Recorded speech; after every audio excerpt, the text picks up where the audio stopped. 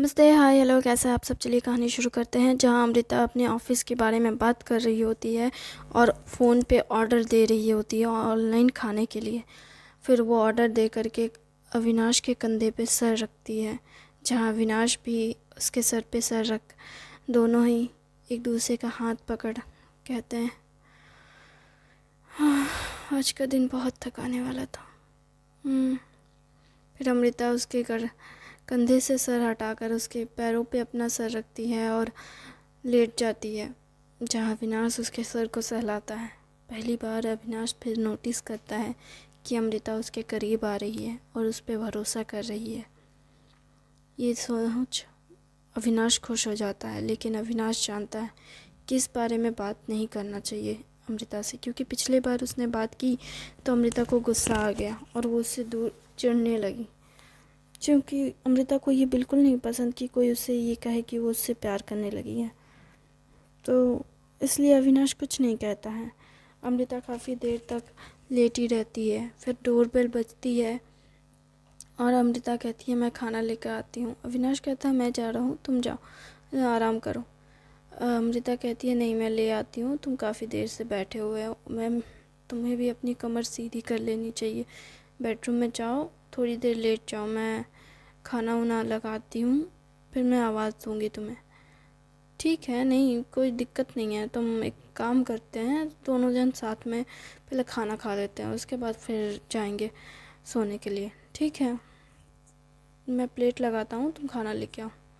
अमृता खाना लाने जाती है, खाना लेकर आती है। अविनाश प्लेट लगाता है, दोनों जन साथ में खाना खाते हैं।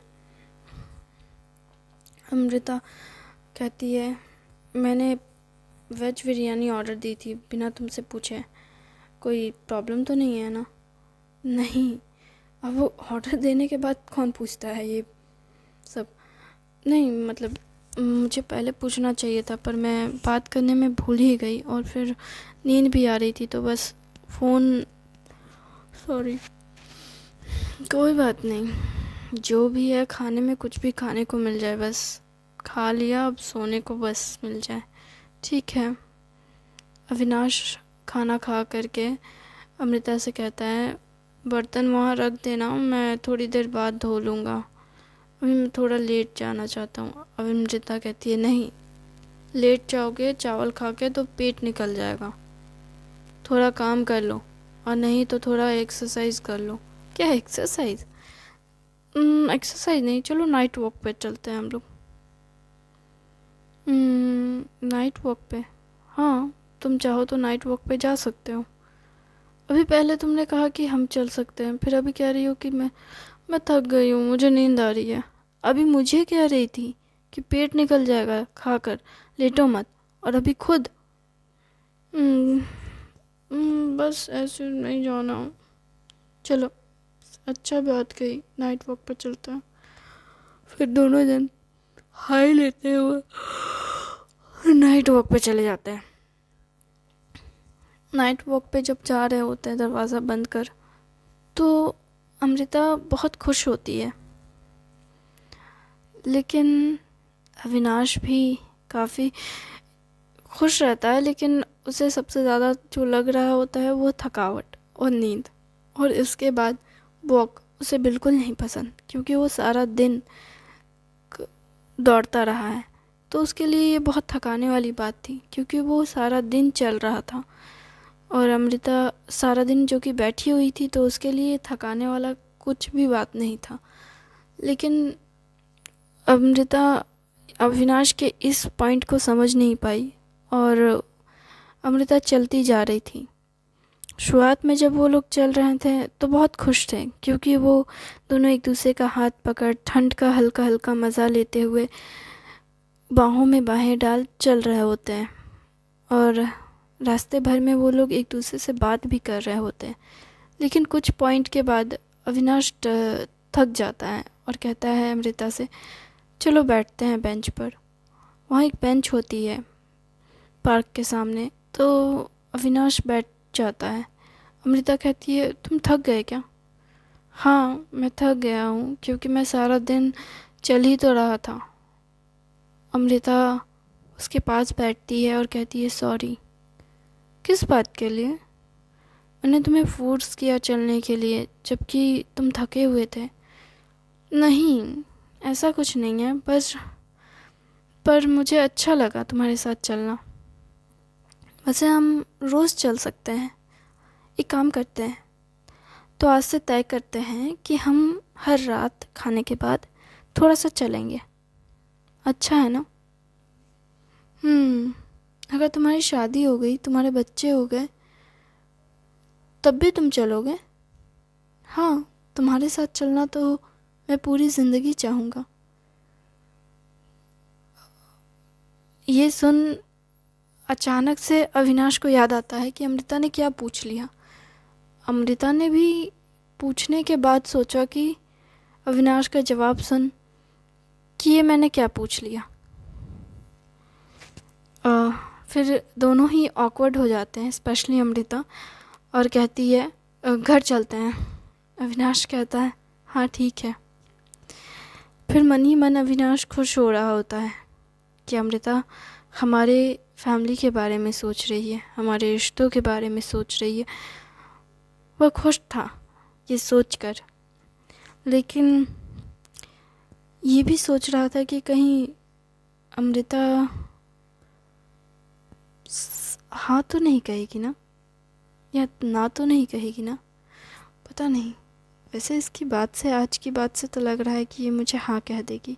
जब मैं गोवा से आऊँगा तो ये पूछूँगा तो ये हाँ कह देगी। वैसे तो मैंने इनडायरेक्टली पूछा ही है, मतलब मैसेज में, लेकिन अगर मैं सामने से पूछूँ तो क्या ये हाँ कहेगी? क्या मैं ये अभी इससे पूछ लूँ कि मुझसे शादी अगर मैंने ऐसे किया तो ये कितना बकवास लगेगा। मैंने अभी टी शर्ट पहन रखा है, ट्राउज़र पहन रखा है, जैकेट पहन, अच्छा भी तो नहीं दिख रहा हूँ। वो भी इतनी सुंदर तो ड्रेस नहीं पहनी है, हालांकि वो सुंदर ही लगती है हर ड्रेस में, लेकिन क्या ये सही होगा? नहीं, बिल्कुल नहीं, ऐसे नहीं पूछा जाता शादी के लिए। एक काम करता हूँ, गोवा जाने से पहले पूछ लेता हूँ। नहीं, मैसेज में तो मैंने पूछा ही है। अगर अमृता पसंद करती तो हाँ कहती, मतलब तो डायरेक्ट मुझे बता देती। नहीं, शायद वो शर्मा रही है, पता नहीं। फिर दोनों घर आ जाते हैं। अमृता अविनाश से कहती क्या सोचते रहते हो हमेशा? नहीं, कुछ भी तो नहीं। फिर अमृता अविनाश दोनों ही अपने अपने कमरे में आज सोने चले जाते हैं, जहाँ अमृता अपने कमरे में जाकर सोच रही होती है कि ये मैंने क्या पूछ लिया उससे। वो क्या सोच रहा होगा मेरे बारे में। इधर अविनाश सोच रहा होता है कि क्या मुझे उसे गोवा जाने से पहले शादी से के लिए पूछ लेना चाहिए या नहीं। कहीं वो इस बात का इंतज़ार तो नहीं करी कि मैं उसे डायरेक्टली प्रपोज़ कर दूँ हाथ में गुलाब लेकर, या फिर सोच नहीं पा रहा होता है, बहुत कंफ्यूज रहता है अविनाश। फिर ऐसे ही करवटें बदलते हुए दोनों ही सो जाते हैं, एक दूसरे की बातों में ध्यान देते हुए। लेकिन सुबह हो जाती है। अमृता अविनाश से आंखें चुरा रही होती है, उसे इग्नोर करने की कोशिश कर रही होती है। अविनाश भी काफ़ी हद तक इग्नोर करने की कोशिश कर रहा होता है बात को, लेकिन फिर अविनाश बोल पड़ता है नाश्ते के टेबल में पहुंचते ही कि तुम मुझसे इस तरह से नज़रें मत चुराओ। जो भी हुआ हमारे बीच हुआ, और हमारे बीच कुछ भी ऐसा नहीं है जो जैसे हम छुपाएं, ठीक है? तो तुम ऐसे रिएक्ट मत करो जैसे तुमने कुछ गलत किया हो, या हम दोनों ने कुछ गलत किया। हम मैच्योर हैं और हम जो भी कर रहे हैं अपनी मर्ज़ी से कर रहे हैं, तो ऐसी बकवास हरकत मत करो, मुझे ऑकवर्ड फील होता है। क्या मतलब, तुम क्या कहने की कोशिश कर रहे हो? ये जो तुम मुझसे नज़रें नहीं मिला रही हो, मैं नज़रें इसलिए नहीं मिला रही हूँ क्योंकि मेरी आंखों में इन्फेक्शन हो गया है। क्या तुम्हारी आंखों में इन्फेक्शन हो गया? क्या हुआ है आंखों को? फिर अमृता अपनी आंखें दिखाती है उसे, तो देखता है कि उसकी आंखों में आंखें थोड़ी सी उठी हुई थी।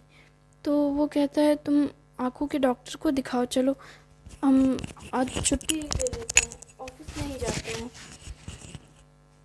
नहीं, छुट्टी मत लो, ऑफिस हमें जाना चाहिए। ये बस टेम्पररी है। क्या मतलब टेम्पररी है? एक्चुअली मुझे आँखों में इन्फेक्शन हो जाता है डस्ट की वजह से। वैसे ये ज़्यादा बुरा नहीं है, बट थोड़ा थोड़ा हो जाता है कभी कभार। तुम्हें कैसे पता ये डस्ट की वजह से? क्योंकि ये मुझे बहुत पहले ही हो चुका था, तो मैंने डॉक्टर दिखाया था। डॉक्टर ने कहा कि आपकी आंखों में डस्ट पार्टिकल्स जम जाते हैं, जो बाद में घाव के तौर पर आपकी आंखों में उठकर आ जाते हैं, और इसकी वजह से आपकी आंखों में इन्फेक्शन होता है। इसलिए वो कहते हैं कि मैं चश्मा पहन के रहूं। इसलिए मैं जब घर से निकलती हूँ तो चश्मा पहन लेती हूँ। बट कल रात को टहलने गई तो मैंने चश्मा नहीं पहना था, क्योंकि मुझे याद नहीं था। मैं भूल गई थी, इस वजह से मेरा दिमाग ख़राब हो गया था। मैं बहुत नींद में थी। तो तुम्हें इस बात के लिए मैं क्या कहूँ? तुम्हें पता था फिर भी तुमने सेफ्टी नहीं रखी अपनी आँखों को लेकर के। और तुमने मुझे बताया भी नहीं। क्या मतलब बताया नहीं? एक्चुअली मेरी गलती है। मतलब क्या बोल रहे हो तुम? मतलब ये कि मैं इतने सालों से तुम्हारे साथ रह रहा हूँ, मैं तुम्हें चश्मा पहनते देखता भी हूँ, लेकिन मैंने कभी नोटिस ही नहीं किया तुम क्यों पहनती हो चश्मा, जबकि वो चश्मा, पता नहीं मैं कितना बड़ा बेवकूफ़ हूँ। मैं तुम्हारे साथ रहता हूँ फिर भी मुझे तुम्हारे बारे में कुछ भी नहीं पता। मेरे जितना गधा कोई हो सकता है क्या? शायद कोई भी नहीं। तो तुम क्या कहना चाहती हो? मतलब ये कि तुम गधे हो? तुम ना बहुत बुरी हो, मेरा मजाक उड़ा रही हो। नहीं, तुम्हारी तारीफ़ कर रही हूँ। क्या मतलब? मतलब गधे तारीफ़ के काबिल होते हैं? किसने कह दिया गधे तारीफ़ के काबिल होते हैं? गधे गधे होते हैं क्योंकि वो एक ही जगह रहते हैं। उन्हें जहाँ रख दो वो वहीं रहेंगे, इसलिए वो गधे होते हैं। ऐसा कुछ नहीं है। गधे आज़ाद रहते हैं, और जब उन्हें आज़ादी के साथ चलने दिया जाए तो वो सबसे बेहतरीन रास्ता चुनते हैं जहाँ वो सेफली चल सके, और उस रास्ते पे वो हमेशा चलते हैं ताकि वो सेफली रहे। वो अपनी जान का सौदा किसी भी हाल में नहीं करते, समझे? अच्छा, तुम इतनी तारीफ़ कर रही हो तो अच्छा ही होगा कुछ। मुझे नहीं पता कि मैं गधा हूँ, अच्छा या बुरा। मुझे समझ नहीं आता तुम्हारी प्रॉब्लम क्या है। तुम खुश क्यों नहीं हो? खुश? मैं नाखुश कहाँ हूँ? अगर तुम नाखुश नहीं हो तो खुश क्यों नहीं हो? बताओ मुझे। देखो, मैंने तुमसे ये बात नहीं कही क्योंकि कभी हुआ ही नहीं इस तरह। कल शायद अचानक से हो गया, क्योंकि हो सकता है कि पहले से ही मेरे आँखों में डस्ट जा रहा था जब मैं ऑफिस में, और फिर ऑफिस से बाहर भी गई थी, तो मुझे पता नहीं चला कि कब कब मेरी आँखों में डस्ट गया। तो हो सकता है उसकी वजह से आज मुझे इन्फेक्शन हुआ। इसमें तुम्हारी कोई गलती नहीं है। अब नाश्ता करो और ऑफिस चल दो। ठीक है। वैसे नाश्ते में क्या बनाया है?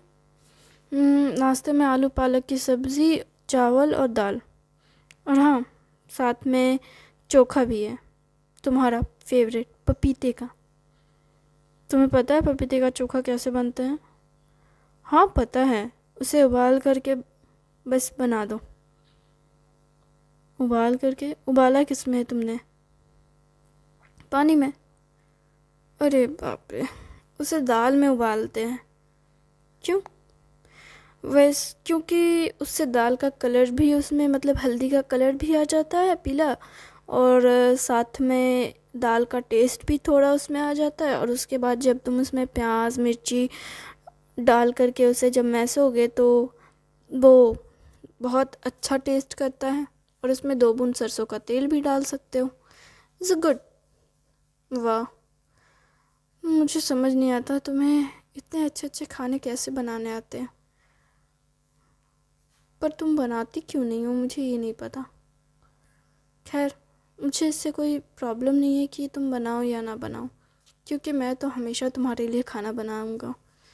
लेकिन मैं चाहूँगा कि तुम कभी मुझसे बताओ कि तुम आखिर खाना क्यों नहीं बनाना पसंद करती। क्योंकि मैं जानता हूँ कि तुम्हें खाना बनाना इसलिए तो कतई पसंद नहीं क्योंकि तुम्हें खाना बनाना पसंद नहीं, बात कुछ और है।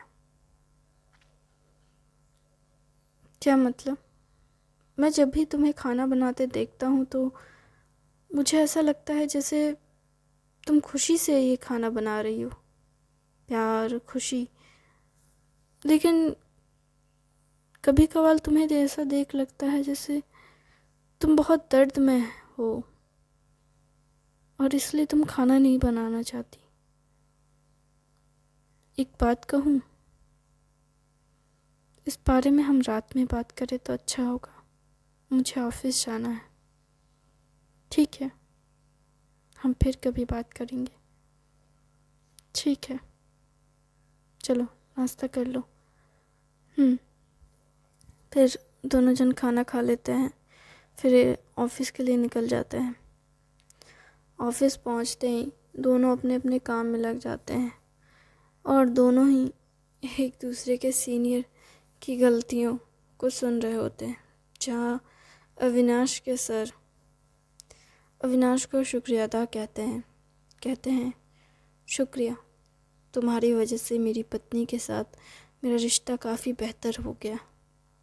क्या मतलब? मतलब ये कि तुम्हारी जो गर्लफ्रेंड थी ना, उसने जो रेसिपी मुझे बताई वो मैं नेक्स्ट डे मॉर्निंग में जा कर के उसके लिए मैंने बनाया और वो बहुत खुश हुई। हालांकि वो बहुत हैरान थी, इतनी हैरान थी कि उसे यकीन ही नहीं हो रहा था कि मैंने उसके लिए खाना बनाया। कहने लगी कि मैं क्या कर रहा हूँ, और ये कहकर मुझे किचन से बाहर निकालने लगी मेरी पत्नी। तुम मानोगे नहीं, उसने तो मुझे ऑलमोस्ट किचन से धक्का मार दिया था। कहने लगी आप पागल हो गए हैं क्या? ये क्या कर रहे हैं आप किचन में काम करेंगे? ना बाबा ना, आपको किचन में काम करने की ज़रूरत नहीं है, मैं कर लूँगी। ये कहकर मुझे बाहर निकाल रही थी। फिर मैंने कहा कि मैं किचन में काम करूँगा क्योंकि मुझे तुम्हारे लिए खाना बनाना। जब मैंने ये बात उससे कही तो उसकी आंखें नम हो गई और तुम मानोगे नहीं, वो फूट फूट के रोने लगी। कहने लगी आप मेरे लिए खाना बनाएंगे? आज सूरज क्या पश्चिम से उठा है कि आप मेरे लिए खाना बनाएंगे? पहले तो इस तरह के रिएक्शन दिए, मैं तो थोड़ा डर गया था, लेकिन फिर बाद में जब वो रोने लगी ना तो मैं बहुत हैरान हो गया। फिर मैंने मिट से कहा कि वो ये सारी चीज़ें संभाले, मैं कमरे में जाता हूँ। जब मैं कमरे में गया तो मैं अपनी पत्नी को पहली बार रोते हुए देखा और मैंने उसे गले लगाया। उसे कहा कि आई एम सॉरी, मेरी गलती है कि मैंने कभी तुम पे ध्यान नहीं दिया।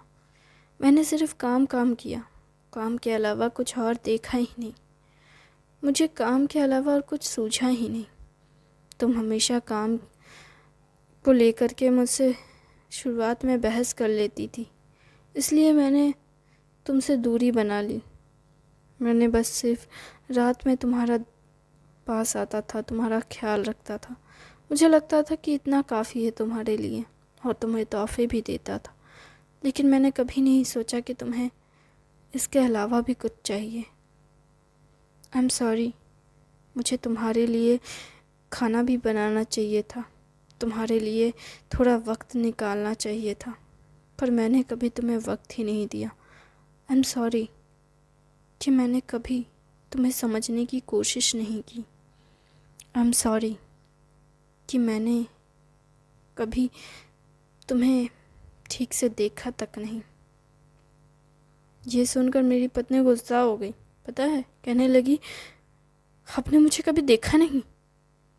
आप कह रहे हैं कि इतने सालों में आपने मुझे देखा नहीं, तो आप मेरे साथ क्या कर रहे थे? मैंने कहा कि तो आपने क्या कह दिया? अरे मैंने कहा कि मतलब मैंने देखा है, लेकिन मतलब ऐसे कभी नहीं देखा। क्या मतलब कैसे नहीं देखा? अरे मेरी पत्नी भी ऐसे सवाल करने लगी। पता है, मेरा दिमाग घूम गया था। मैं सोच रहा था कि मैं क्या बोलूँ उसको। वो मतलब मैं फीलिंग्स की बहाव में बोले जा रहा था, मुझे पता नहीं चला कि क्या बोला। Thank you very much.